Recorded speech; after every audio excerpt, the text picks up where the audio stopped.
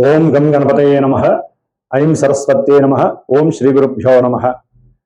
ఓం శరదిందు సమాకారే పరబ్రహ్మస్వరూపిణే వాసరాపీఠ నిలయే సరస్వతి నమోస్తుతే. వీక్షించేటటువంటి ప్రేక్షక అభిమానులందరికీ నూతన సంవత్సరం 2026 సంవత్సరం జనవరి 1 నుంచి కూడా డిసెంబర్ 31వ తేదీ వరకు ఈ సంవత్సర కాలం అంతా కూడా మనకి అంతరిక్షంలో ఉన్నటువంటి గ్రహాల యొక్క సంచారాన్ని గనక మనం గమనించినట్లయితే ముఖ్యంగా వీటిల్లో ఔటర్ ప్లానెట్స్ అయినటువంటి 4 గ్రహాలు, వాటిల్లో గురుడు, శని, రాహువు, కేతువు. అంటే లెక్క ప్రకారము ఉగాది పర్యంతము, అంటే పరాభవనామ సంవత్సరం ఉగాది సంవత్సరం రోజున చెప్పేటటువంటి సంవత్సర పంచాంగం వేరు. దాంట్లో వర్షలగ్న కుండలి, అలాగే మనకి జగర్లగ్న కుండలి అని దాని ప్రకారము ముఖ్యంగా గ్రహాలకి పట్టేటటువంటి ఆధిపత్యం పోర్ట్ఫోలియోస్ అని ఉంటాయి అన్నమాట. ఆ పోర్ట్ఫోలియోస్ని బట్టి ఏ ఏ గ్రహము ఏ ఏ రాజుగాను లేకపోతే సైన్యాధికారిగా ఆ విధంగా మేఘాలు ఎప్పుడు వర్షిస్తే ఎంతవరకు పర్వతాల్లో పడతాయి, ఇవన్నీ కూడా ప్రపంచం మీద రాజుల మీద ఏ విధంగా ఉంటుంది అనేటటువంటి విషయాలన్నీ కూడా మనకి 2026 సంవత్సరము పరాభవనామ సంవత్సరము మార్చిలో ఏప్రిల్లో వచ్చేటటువంటి నూతన సంవత్సర పంచాంగ విశేషాలు వేరుంటాయి. ఇప్పుడు ఆంగ్ల సంవత్సరం అంటే ప్రపంచం మొత్తం కూడా మరి న్యూమరికల్ సిస్టమ్ మీద మనం ఆపరేట్ చేసే ఫోన్లు కావచ్చు, కంప్యూటరింగ్ సిస్టమ్ కావచ్చు, లేకపోతే మనం నిత్యము తెల్లారి చూసేటటువంటి గడియారాలు కావచ్చు, మనం పెట్టే సంతకాలు కావచ్చు, ప్రతిదీ కూడా న్యూమరికల్గా సంఖ్యని ఆధారపెట్టి ఉంటాయి. కాబట్టి ఆ సంఖ్యాశాస్త్ర ప్రకారం చూసినట్లయితే కనుక అట్లాగే మనకి చాంద్రమానము, సౌరమానము అని ఉంటాయి. దాంట్లో ముఖ్యంగా సౌరమాన రీత్యా ఈ యొక్క డేట్స్ని ఎక్కువగా మనం ప్రిపేర్ చేసుకుంటూ ఉంటాము. ఎందుకంటే సూర్యుడు కరెక్ట్గా 1 డిగ్రీ ప్రతిరోజు కూడా ఆయన సంచరిస్తూ ఉంటాడు. కాబట్టి అంటే ఒక్కొక్క రాశిలో 30 రోజులు కూడా 1 డిగ్రీ ప్రమాణంతో ఆయన మారుతూ ఉంటాడు. కాబట్టి మనకి 1/1/2026 సంవత్సరము మొత్తం మీద కూడా 3 సంఖ్య ఆపరేట్ అవుతుంది. కాబట్టి 3 సంఖ్యకి అధిపతి గురుడు.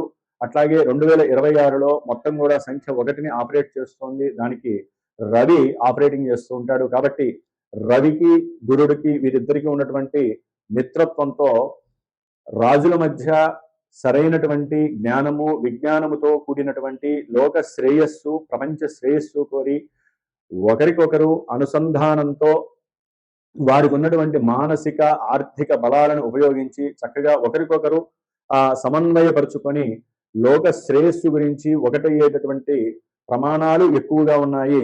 అట్లాగే లోక అభీష్టము, లోక శ్రేయస్సుని ఆలోచించుకొని ఉద్దేశించుకొని ప్రతి దేశము ఓకే యుద్ధాలు వస్తాయి అంటే గ్రహాలను బట్టి యుద్ధాలు జరుగుతాయి, ఎన్నో ప్రమాదాలు వస్తాయి, మృత్యుఘంటికలు, ఎన్నో రకాలైనటువంటి సమస్యలు వచ్చే అవకాశాలు ఉన్నాయి, అగ్నిపర్వతాలు పేరుతాయి. అట్లాగే మనకు ఉన్నటువంటి మంచు కొండల్లో ఉన్నటువంటి లావా బయటకు వచ్చే పరిస్థితి ఉంది. మంచు కొండలు కరిగిపోయి ఎన్నో ఉప్పెనులు వచ్చే ప్రమాదాలు ఉన్నాయి. వాయుపరమైనటువంటి ప్రమాదాలు అంటే ఆకాశయానంలో అది రాకెట్లు కావచ్చు, లేకపోతే ఏరోప్లేన్స్ కావచ్చు, చిన్న చిన్న ఎయిర్ క్రాఫ్ట్స్ ఏవైనా సరే ఎన్నో ఇబ్బందులు పడేటువంటి అవకాశాలు ఉన్నాయి. అట్లాగే ముఖ్యంగా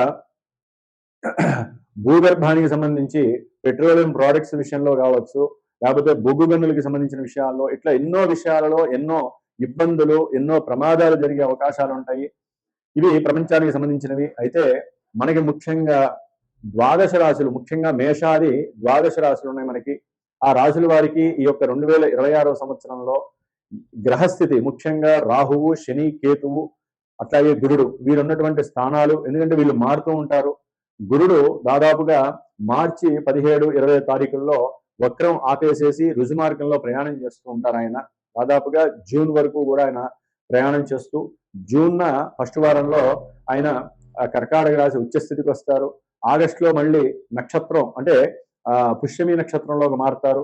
అట్లాగే చివరిలో మళ్ళీ నవంబర్ డిసెంబర్లో ఆయన ఆశ్లేష నక్షత్రంలోకి మారుతారు. ఇట్లా నక్షత్రం మారినప్పుడల్లా కొంతమంది రాశుల వారికి ప్రభావాలు మారుతూ ఉంటాయి. గురుడు ఉచ్చలో ఉన్నప్పటికీ కూడా ఆ నక్షత్రానుసారం ప్రభావాలు మారుతూ ఉంటాయి. అట్లాగే శని కూడా దాదాపుగా ఈ జనవరి 20వ తేదీ నుంచి సొంత నక్షత్రంలో గడువు పెడుతున్నారు. మరి శని యొక్క నక్షత్రాలైనటువంటి శని యొక్క రాశుల్లో కుంభరాశిలో రాహు అనేటటువంటి పాపగ్రహం ఉంది. కాబట్టి ఇక్కడ బలము అనేటటువంటిది ఎక్కువగా ఉంది శనీశ్వరుడికి. కాబట్టి రాహుకేతువులు కూడా ఆయన కూడా రాహు అనేటటువంటి సొంత నక్షత్రంలో దాదాపుగా సెప్టెంబర్, అక్టోబర్ వరకు ఉంటారు. మరి ఆ తర్వాత ధనిష్టలోకి వచ్చినప్పుడు కొన్ని ఇబ్బందులు. మరి ప్రెసెంట్ జనవరిలో జనవరి ప్రకారం చూస్తే కనుక జనవరి నుంచి మే 1, మే 15 వరకు కూడా గ్రహస్థితులన్నీ కూడా ఇటు ధనస్సు, మకరము, కుంభము, మీనము ఈ యొక్క రాశుల్లోనే గ్రహాలన్నీ సంచరిస్తుంది. అంటే దాదాపుగా పుణ్యఫలాలు ఇచ్చే ధనస్సు రాశిలో చతుర్గ్రహ కూటమి ఏర్పడుతోంది. అట్లాగే మకర రాశి కర్మస్థానాధిపతి అయినటువంటి శని ఇంట్లో దాదాపుగా 4 గ్రహాలు, మళ్ళీ కుంభరాశిలో రాహువు ఉన్నటువంటి ఇంట్లో కుంభరాశిలో మరి 5 గ్రహాలు పంచగ్రహ కూటమి ఏర్పడుతోంది. దాదాపుగా జనవరి, ఫిబ్రవరి, మార్చి, ఏప్రిల్, మేలో దాదాపుగా మే ఎండింగ్, జూన్ వరకు కూడా శని కుజులు కలుస్తున్నారు. శని కుజుడిని చూస్తుంటేనే ఇప్పుడు ఇంత ఘోరాలు జరుగుతుంటే శని కుజులు కలిసి మనకి మీనరాశిలో ఉన్నప్పుడు కొన్ని రాశుల వారికి ఎన్నో ఇబ్బందులు ఎదురే అవకాశాలు ఉంటాయి. అట్లాగే ప్రపంచానికి కూడా ఎన్నో రకాలైనటువంటి గండాలు ఏర్పడే అవకాశాలు ఉన్నాయి. ముఖ్యంగా జల సంబంధితమైనటువంటి, అగ్ని సంబంధితమైనటువంటి, వాయు సంబంధితమైనటువంటి పంచభూతాలు కన్నెర్ర చేసేటటువంటి పరిస్థితులు మరి మనకి ఏప్రిల్, మే, జూన్ నెలల్లో కనిపించే అవకాశాలు ఉన్నాయి. ఏదేమైనప్పటికీ జూన్ వరకు అందరం కూడా ప్రపంచ శ్రేయస్సు కోసము, మన యొక్క భూ వాతావరణాన్ని కాపాడుకోవడం కోసము, అట్లాగే పొలాలు, జంతువులు, మనుషుల యొక్క ఆరోగ్యము కాపాడుకోవడం కోసము ఎవరికి వారే యజ్ఞ యాగాదులు కానివ్వండి, లేకపోతే మానసికమైనటువంటి జపతపాదులు కానివ్వండి చేసుకోవడం చాలా ఉత్తమము.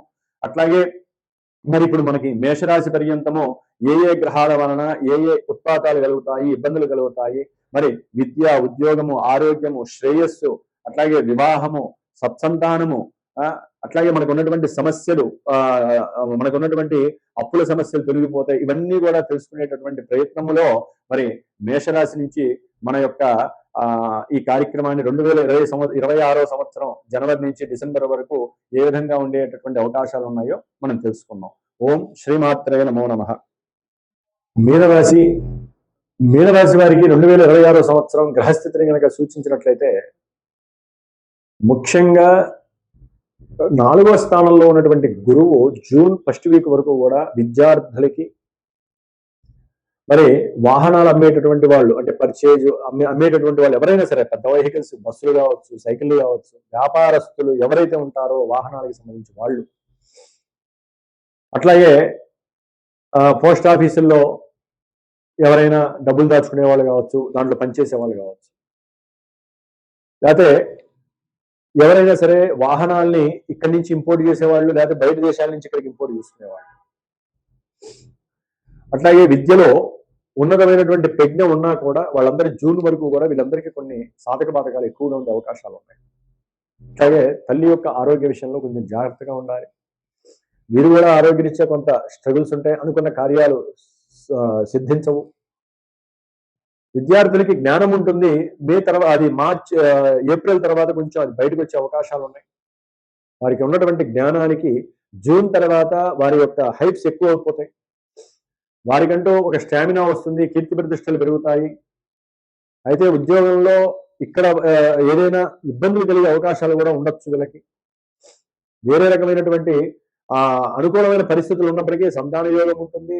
స్పెక్యులేషన్లో ఎవరైనా డబ్బు దాచుకుంటే వారికి మంచి లాభం వస్తుంది. లేకపోతే ఎవరికైనా గృహ నిర్మాణాదుల్లో అంతకుముందు డబ్బులు కూడబెట్టి పెట్టినట్లయితే వాళ్ళందరికీ కూడా రేట్లు పెరిగి డబ్బులు పెరుగుతాయి.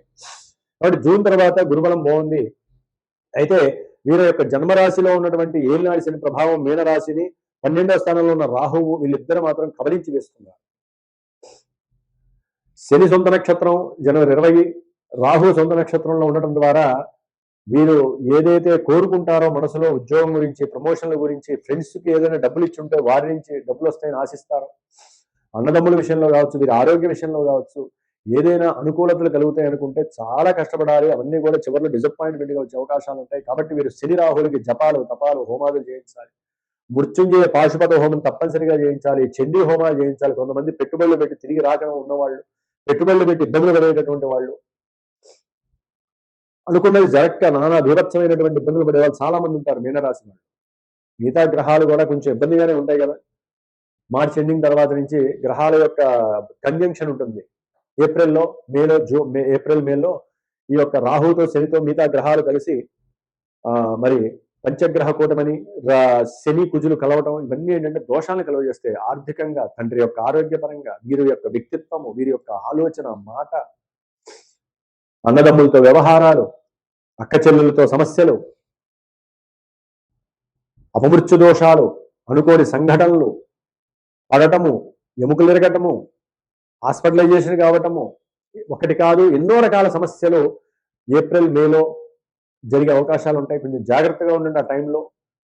ఏదేమైనప్పటికీ కూడా జన్మజాతక రీత్యా మనకి జరిగే దశలు, అంతర్దశలు, లేదా జన్మజాతకంలో కొంత యోగాలు ఏదైనా మనల్ని కాపాడుతున్నా, కొంత గ్రహస్థితి మనల్ని కాపాడుతున్నా, ఇవన్నీ కూడా కొంతవరకు మన దాకా వచ్చి పక్కకి వెళ్ళిపోయే అవకాశాలు ఉంటాయి. కాబట్టి జన్మజాతకం చాలా ఇంపార్టెంట్. జ్యోతిష్యాన్ని నమ్మాలి, పరిహారాలు ఆచరించాలి. ఒకటి జ్యోతిష్యాన్ని మనం మేము చదవడం, మీరు చెప్పించుకోవడమే కాదు, పరిహారం ఆచరిస్తేనే. ఎందుకంటే ఒక దెబ్బ తగిలినా, లేకపోతే ఏదైనా ఇబ్బంది కలిగినా మందు వేసుకుంటే ఎట్లయితే ఉపశమనం కలుగుతుందో, మన జాతకం చూపించుకున్నాము, లేకపోతే మనం ఒక జ్యోతిష్కుడిని లేకపోతే గురువు గారిని కనుక్కున్నాము, నోరు తెరిచి అడిగాము మన సమస్య, వివాహం కావట్లేదని, లేకపోతే వివాహం అయింది దూరం అయిపోయామని, మా అబ్బాయి సరిగ్గా చదవట్లేదని, ఇంట్లో పరిస్థితులు సరిగ్గా లేవని, అట్లాగే ఎప్పుడు ఏదో ప్రమాదాలు అవుతున్నాయని, ఇవన్నీ ఎంతో మంది అడుగుతూ ఉంటారు. అడిగినప్పుడు అదేదో నోటి మాటకి అడగకుండా అడిగారంటే లోపల ఎంత సమస్య ఉంటే అడుగుతారు, దానికి పరిష్కారం దొరుకుతుందనే కదా. జాతకం ఉంటే జాతకం చెప్పించుకోండి, లేకపోతే మీరు అడిగిన సమయంలో ప్రశ్నాశాస్త్రం ఉంటుంది. ఆ ప్రశ్నాశాస్త్ర రీత్యా మీరు గురువు ద్వారా సరైన డెసిషన్స్ తీసుకోండి, సరైన మార్గం ఎంచుకోండి, పరిష్కారాలు ఆచరించండి. ఏళ్ళనాటి శని దోషం పోవడానికి హనుమంతుడు ఒక్కటే మీకు సర్వదా రక్ష. లీగల్ ఇష్యూస్ ఇంకా మిమ్మల్ని జైలు దాకా కూడా తీసుకెళ్లే అవకాశం మీనరాశి వారికి. ఉద్యోగ విషయంలో కూడా కొన్ని అవకతవకలు జరిగి మిమ్మల్ని జైలు దాకా తీసుకెళ్లే వాళ్ళు చాలా మంది ఉంటారు. ఇది అందరికీ జరగదండి.